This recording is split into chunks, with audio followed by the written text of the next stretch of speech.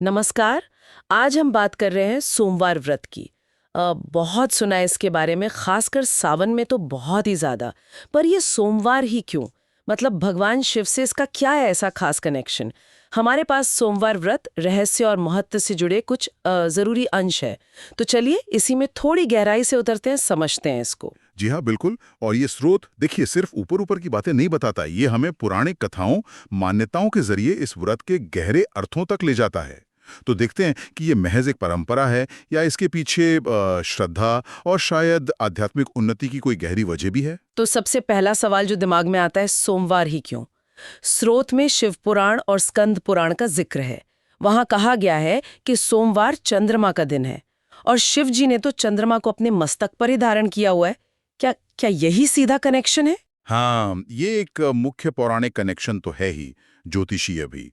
पर बात, जैसा आपने कहा, शायद इससे भी गहरी है। स्रोत इशारा करता है कि चंद्रमा सिर्फ एक ग्रह नहीं है, वो हमारे मन का प्रतीक भी माना गया है। चंचल मन है ना? तो शिवजी का चंद्रमा को धारण करना वो एक तरह से मन पर नियंत्रण का भी प्रतीक हुआ। अच्छा। हाँ, तो इसलिए सोमवार का व्रत वो एक तरह से अपने मन को साधने का, उसे शिव की ओर केंद्रित करने का एक साप्ताहिक अभ्यास जैसा बन जाता है। अच्छा। तो ये सिर्फ बाहरी कनेक्शन नहीं है, बल्कि आंतरिक साधना से भी जुड़ गया, मन को साधने की बात। स्रोत में कहानी का भी जिक्र है, एक विधवा ब्राह्मणी और उनके बेटे की। वो बड़े शिव भक्त थे, ऐसा कुछ। हाँ हाँ, वो कहानी काफी प्रचलित है। उसमें यही है कि उनकी भक्ति से प्रसन्न होकर शिवजी प्रकट होते हैं और ब्राह्मणी के आग्रह पर उसके बेटे को एक उत्तम भविष्य का वरदान देते हैं। तो इसी कथा ने इस व्रत के साथ मनोकामना पूर्ति की जो मान्यता है उसे काफी मजबूत किया, हाँ। खासकर जैसे विवाह या संतान संबंधी इच्छाएं। तो ये दिखाता है कि कैसे व्यक्तिगत अनुभव और पौराणिक कथाएं मिलकर किसी धार्मिक अभ्यास को बल देती हैं।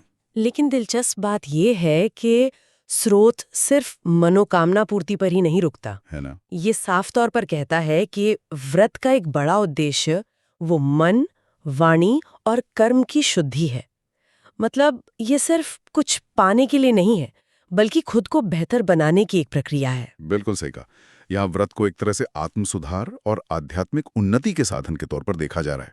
ये संयम, श्रद्धा और भक्ति का संगम है। स्रोत के अनुसार जो भक्त इस दिन व्रत रखकर शिव कथा सुनते हैं, शिव उनके संकट हर लेते हैं। और ये संकट देखिए सिर्फ बाहरी नहीं, बल्कि शायद आंतरिक उथल पुथल, मन की अशांति, वो भी हो सकती है। अच्छा। तो लक्ष्य असल में आत्मशुद्धि और शिव कृपा पाना है, जो शायद मोक्ष की ओर भी एक कदम हो। तो ये व्रत सिर्फ मान्यताओं और कथाओं तक ही सीमित नहीं है, इसका एक प्रैक्टिकल व्यावहारिक पक्ष भी है।